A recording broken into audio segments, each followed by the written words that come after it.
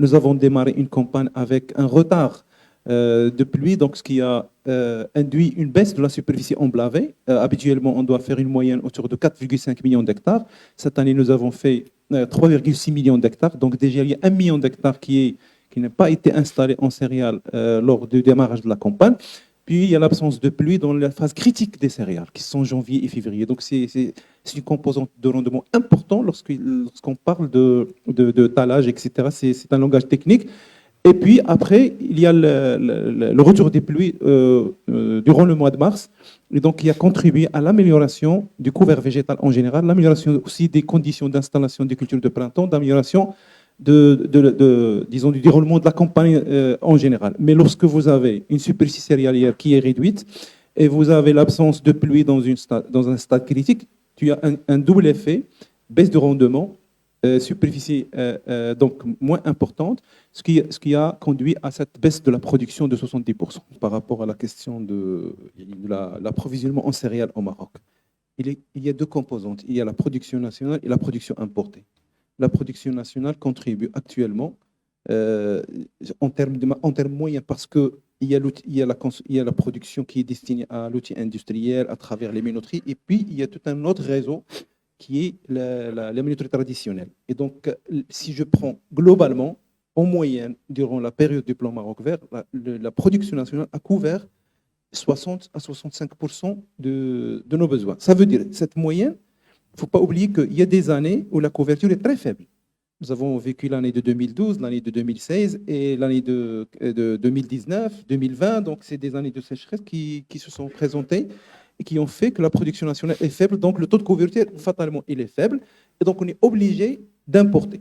L'importation concerne les céréales de consommation humaine, le blé tendre, le blé dur, et concerne l'aliment du bétail, l'alimentation du bétail. C'est important. Il y a le secteur avicole qui consomme pratiquement 20 millions de quintaux d'importation de maïs. Il y a l'importation de l'orge quand l'année est difficile. Donc, globalement, le marché il est approvisionné à travers, bien sûr, la production, comme j'ai dit, mais l'importation, c'est un équilibre dans lequel le Maroc s'est installé. Pourquoi? Parce que la majorité de la production, 80 à 85% de la production nationale de céréales, vient des zones bourres, donc des zones pluviales. Et c'est le cas dans le monde entier.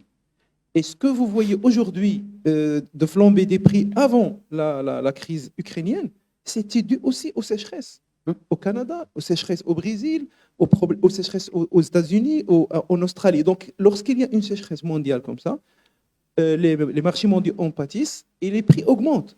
Donc, c'est normal. Si les fondamentaux du marché, vous avez des équilibres, des stocks de départ, des stocks de fin et un niveau de consommation mondiale, un niveau de production. Donc, lorsqu'il y a un déséquilibre, les prix augmentent. Donc, c'est ça ce qui se passe pour l'ensemble du globe. Il y a un facteur important sur lequel j'insiste toujours. Le Maroc, dans sa politique de sécurité alimentaire, a renforcé le rôle du secteur privé. Et là, je fais le point sur ça. Pourquoi? Parce que dans la littérature économique mondiale, lorsque vous avez un secteur privé développé, dans tous les secteurs, alimentaires ou non alimentaires, vous avez une prédisposition à absorber les chocs extérieurs mieux que dans les pays où c'est l'État qui marche, l'État qui fait l'importation, l'État qui régule, l'État qui...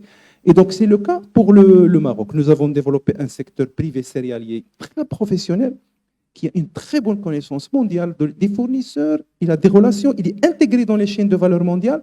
La même chose pour les huiles, la même chose pour le sucre. Et le business model du sucre est un exemple. Nous avons une production nationale qui assure entre 40 et 50% en fonction des années de nos besoins alimentaires, de nos besoins de consommation en sucre.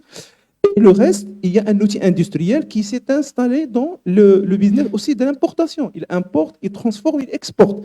Et donc, cette intégration dans les chaînes de valeur mondiale, elle est importante pour la sécurité alimentaire de notre pays. Toutes les crises liées à l'alimentation ont pour origine principale l'énergie. Toujours. Donc, il y a une analyse d'un groupe de haut niveau qui a été mandaté par l'OCDE et par la FAO qui a travaillé sur la question sur le long terme.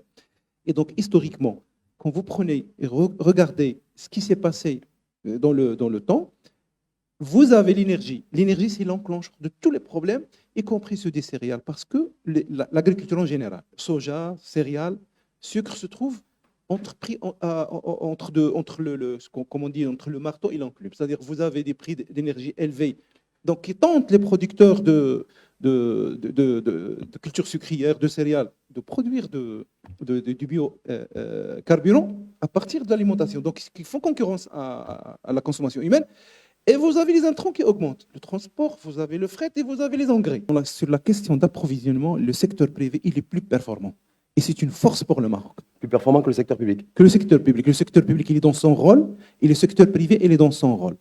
Par exemple, je donne des exemples. Les céréaliers sont avec nous aujourd'hui dans la salle, ils peuvent prendre la parole après, mais comment vous voulez que, par exemple, un État peut prendre des positions sur des marchés et s'adapter continuellement au risque de taux de change, au risque de contrat à terme? Ça, c'est le privé qui sait le faire. C'est-à-dire, pour le blé tendre, nous avons aujourd'hui 17 millions, mais structurellement, on importe une moyenne de 30 à 35 millions de quintaux de blé tendre chaque année. D'accord. Y compris les stocks de report, etc. Donc là, il va manquer 15. On va importer entre 30 et 40 millions chaque année. Le blé dur cette année, c'était 7,5 millions de quintaux. Oui. Combien il va manquer? Le blé dur, c'est une autre problématique parce qu'il y a deux filières, en fait. Il y a deux circuits. Il y a un circuit traditionnel parce que la majorité du blé dur, il est utilisé par les ménages marocains pour la fabrication du pain, etc. Et il y a une partie qui est importée autour de 5 à 7 millions de quintaux et qui est utilisée par les semouleries pour produire la semoule avec des qualités de... Grosso modo, il va manquer quoi, entre 10 et 12 millions de quintaux 10 à 15 qu'on va importer. Ouais. On sait aujourd'hui d'où on va importer le blé dur pour permettre aux ménages d'avoir de la farine et de fabriquer du pain. Croyez-moi, d'où on va importer, ce n'est pas un problème. Du tout. Parce qu'on connaît les grands fournisseurs du Maroc. Il y a le Canada pour le blé dur, il y a l'Europe pour le blé tendre, en général c'est le blé français, le blé américain il est cher, et en plus des frais de transport.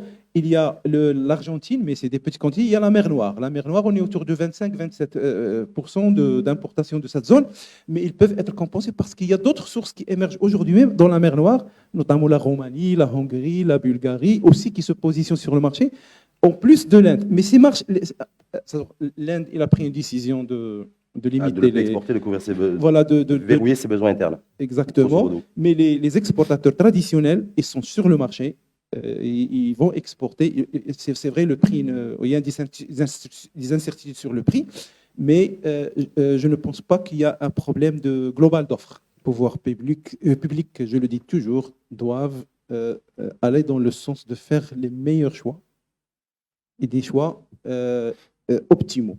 Des choix qui tiennent compte, parce que quel que soit le choix qu'on doit faire dans une politique, il y a un coût associé à un choix. C'est ça l'économie. Donc quand on choisit d'étendre la superficie, d'essayer d'être, disons, autosuffisant, indépendant, etc., il y a un coût à payer.